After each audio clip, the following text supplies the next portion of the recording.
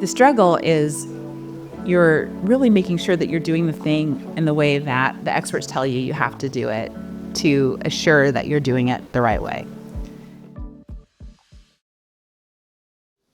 And then we have the real life scenario. So how do we, come to a balance there?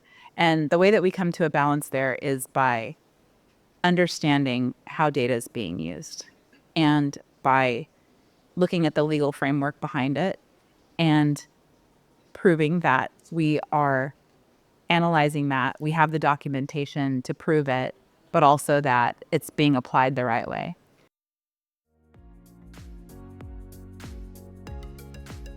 So we were able to identify our consultant by July, and then from there we have weekly meetings in terms of the step-by-step process, or I guess the plan that we will have in place for us to be able to pull it off. And then we also have meetings with other departments in terms of the changes that we need to implement. Because again, there's really a big change in terms of how we approach things. So we need to lay it out, the plans, to each and every department to ensure that it is feasible. That's one. Second is we need to get the buy-in.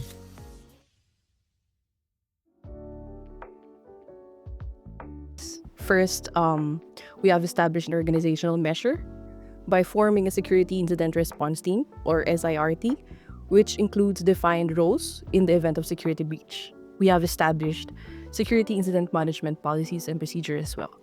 Additionally, we adhere to the privacy principles of transparency, legitimate purpose, and proportionality. The second aspect is that we have a physical measure, which refers to how we store and manage both intangible and tangible data. And this includes access procedures, monitoring and limiting access to rooms or facilities, the configuration and design of workspace, and implementing a clean desk policy. Finally, there are technical measures involved.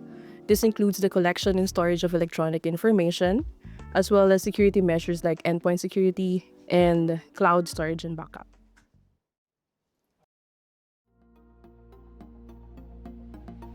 Everything starts with awareness, of course. We have conducted research for, how it goes, what's going to be the pros and cons and the results. Next on that is, as we continue the awareness, we, applied company-wide announcements to ensure that everyone is involved with this process. The most challenging aspect in meeting ISO standard was building infrastructures, implementing physical and digital controls, which cost a high budget. But with the help of ISO committee, we managed to get approval to update infrastructures, such as improving our firewall, updating endpoint securities to benefit our clients' need. You need an ISO certified partner who cares about your customers and information security. We are Unity Communications. Win with us!